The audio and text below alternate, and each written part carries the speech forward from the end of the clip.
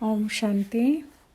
आज की अव्यक्तवाणी की डेट है 7 अप्रैल 1981 और मुरली का टाइटल है मनन शक्ति द्वारा सर्वशक्तियों के स्वरूप की अनुभूति।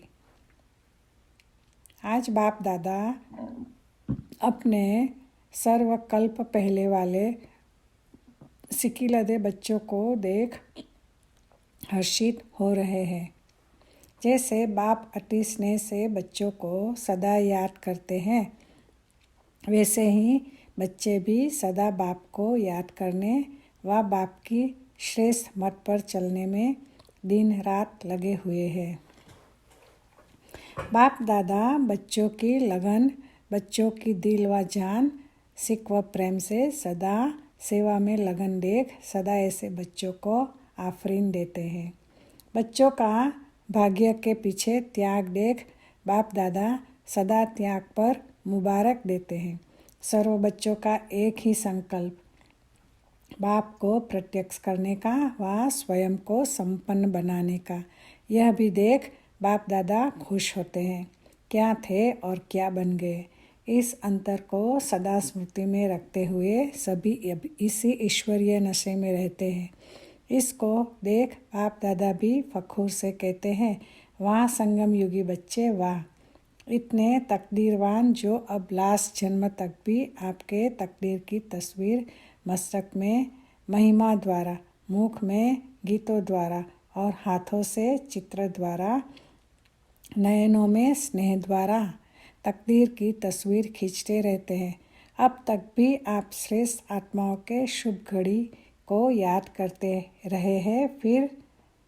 फिर से कब आएंगे आह्वान की धूम मचाए हुए हैं। ऐसे तुम तकदीरवान हो जो स्वयं बाप भी आपके तकदीर के गुण गाते हैं। अंतिम भक्त तो आपके चरणों को भी पूछते रहते हैं, सिर्फ आपसे क्या मांगते हैं कि अपने चरणों में ले लो। इतनी महान आत्माएं हो, इसलिए बाप दादा भी देख हर्षित होते हैं। सदा अपना ऐसा श्रेष्ठ स्वरूप, श्रेष्ठ तकदीर की तस्वीर स्मृति में रखो। इससे क्या होगा, समर्थ स्मृति द्वारा, संपन्न चित्र द्वारा चरित्र भी सदा श्रेष्ठ ही होंगे। कहा जाता है जैसा चित्र वैसा चरित्र, जैसी स्मृति वैसी स्थिति। तो सदा समर्थ स्मृति रखो तो स्थिति स्वतः ही समर्थ हो जाएंगी। सदा अपना संपूर्ण चित्र सामने रखो जिसमें सर्वगुण सर्वशक्तियाँ सब समाई हुई है। ऐसा चित्र रखने से स्वतः ही चरित्र श्रेष्ठ होगा। मेहनत करने की ज़रूरत ही नहीं होगी। मेहनत तब करनी पड़ती है जब मनन शक्ति की कमी होती है। सारा दिन यही मनन करते रहो, अपना श्रेष्ठ चित्र सदा सामने रखो तो मनन शक्ति से मेहनत समाप्त हो जाएंगी। सुना भी बहुत है, वर्णन भी बहुत करते हो, फिर भी चलते चलते कभी कभी अपने को निर्बल क्यों अनुभव करते हो, मेहनत अनुभव क्यों करते हो, मुश्किल है यह संकल्प क्यों आता है। इसका कारण सुनने बाद मनन नहीं करते। जैसे शरीर की शक्ति आवश्यक है, वैसे आत्मा को शक्तिशाली बनाने के लिए मनन शक्ति इतनी ही आवश्यक है। मनन शक्ति से बाप द्वारा सुना हुआ ज्ञान स्व का अनुभव बन जाता है।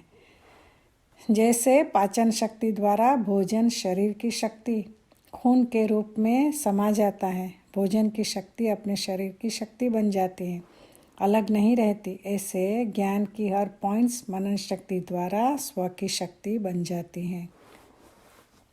जैसे आत्मा की पहली पॉइंट सुनने के बाद मनन शक्ति द्वारा स्मृति स्वरूप बन जाने कारण स्मृति समर्थ बना देती है। मैं हूँ ही मालिक, यह अनुभव समर्थ स्वरूप बना देता है। लेकिन कैसे बना, मनन शक्ति के आधार पर। तो आत्मा की पहली पॉइंट्स अनुभव स्वरूप हो गई ना। इसी प्रकार ड्रामा की पॉइंट्स सिर्फ ड्रामा है, यह कहने से वह सुनने मात्र नहीं, लेकिन चलते फिरते अपने को हीरो एक्टर अनुभव करते हो तो मनन शक्ति द्वारा अनुभव स्वरूप हो जाना, यही विशेष आत्मिक शक्ति है। सबसे बड़े ते बड़ी शक्ति अनुभव स्वरूप है। अनुभवी सदा अनुभव की अथॉरिटी से चलते। अनुभवी कभी धोखा नहीं खा सकते। अनुभवी किसी के डगमग करने से, सुनी सुनाई से विचलित नहीं हो सकते। अनुभवी का बोल 1000 शब्दों से भी ज़्यादा मूल्यवान होता है। अनुभवी सदा अपने अनुभव के खजानों से संपन्न रहते हैं। ऐसे मनन शक्ति द्वारा हर पॉइंट के अनुभवी सदा शक्तिशाली, माया प्रूफ, विघ्न प्रूफ, सदा अंगद के समान हिलाने वाला, ना कि हिलने वाला होता। तो समझा अभी क्या करना है। जैसे शरीर की सर्व बीमारियों का कारण कोई ना कोई विटामिन की कमी होती है, तो आत्मा की कमजोरी का कारण भी मनन शक्ति द्वारा हर पॉइंट के अनुभव की विटामिन की कमी है। जैसे उसमें भी वैरायटी ABC विटामिन है ना, तो यह भी किसी ना किसी अनुभव के विटामिन की कमी है। कुछ भी समझ लो। ए आत्मा की विटामिन, विटामिन B बाप की, विटामिन C ड्रामा की, क्रिएशन व सर्किल कहो, ऐसे कुछ भी बना लो।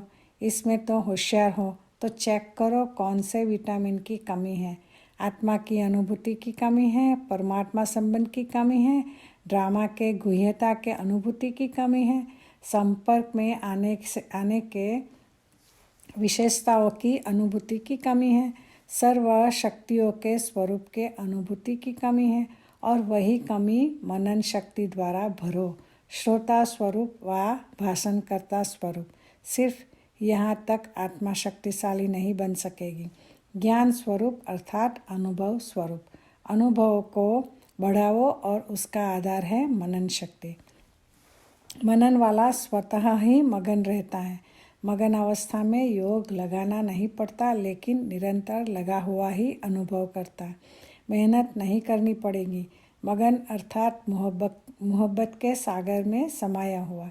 ऐसे समाया हुआ जो कोई अलग कर नहीं सकता।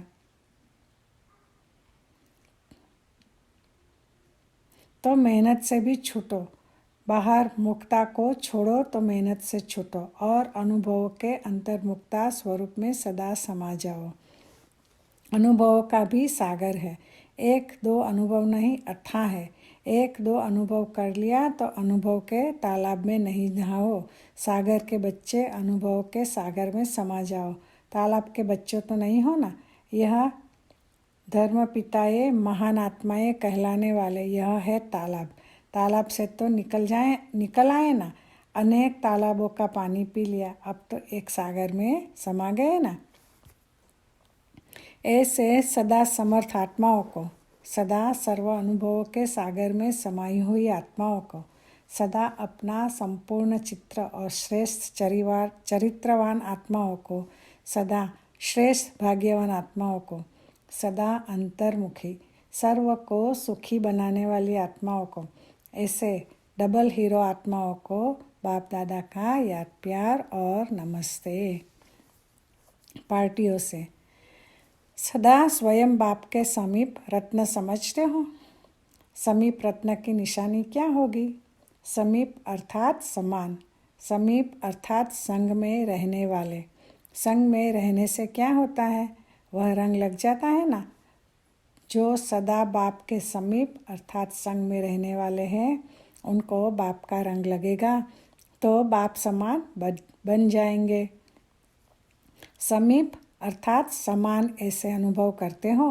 हर गुण को सामने रखते हुए चेक करो कि क्या क्या बाप समान है। हर शक्ति को सामने रख चेक करो कि किस शक्ति में समान बने हैं। आपका टाइटल्स ही है मास्टर सर्वगुण संपन्न, मास्टर सर्वशक्तिवान। तो सदा यह टाइटल याद रहता है। सर्व शक्तियाँ आ गई अर्थात विजयी हो गए, फिर कभी भी हार हो नहीं सकती। जो बाप के गले का हार बन गए, उनकी कभी भी हार नहीं हो सकती। तो सदा यह स्मृति में रखो कि मैं बाप के गले का हार हूँ। इससे माया से हार खाना समाप्त हो जाएगा। हार खिलाने वाले होंगे, खाने वाले नहीं, ऐसा नशा रहता है। हनुमान को महावीर कहते हैं ना, महावीर ने क्या किया? लंका को जला दिया। खुद नहीं जला, पूछ द्वारा लंका जलाई, तो लंका को जलाने वाले महावीर हो ना। माया अधिकार समझकर आए, लेकिन आप उसके अधिकार को ख़त्म कर अधीन बना दो। हनुमान की विशेषता दिखाते हैं कि वह सदा सेवाधारी था, अपने को सेवक समझता था। तो यह जो सदा सेवाधारी है वही माया के अधिकार को ख़त्म कर सकते हैं। जो सेवाधारी नहीं वह माया के राज्य को जला नहीं सकते। हनुमान के दिल में सदा राम बसता था ना, एक राम दूसरा ना कोई। तो बाप के सिवाय और कोई भी दिल में ना हो, अपने देह की स्मृति भी दिल में नहीं। सुनाया ना कि देह भी पर है, जब देह ही पर है हो गई तो दूसरा दिल में कैसे आ सकता। प्रवृत्ति में रहते भी अपने को ट्रस्टी समझो, गृहस्थी नहीं। गृहस्थी समझने से अगला पिछला बोझ सिर पर आ जाता। ट्रस्टी अर्थात डबल लाइट। जब आत्मिक स्वरूप है तो ट्रस्टी है, देह की स्मृति है तो गृहस्थी। गृहस्थी माना मोह माया के जाल में फंसा हुआ, ट्रस्टी माना सदा हल्का बन खुशी में उड़ने वाला। ट्रस्टी अर्थात माया का जाल खत्म। अच्छा, ओम शांति।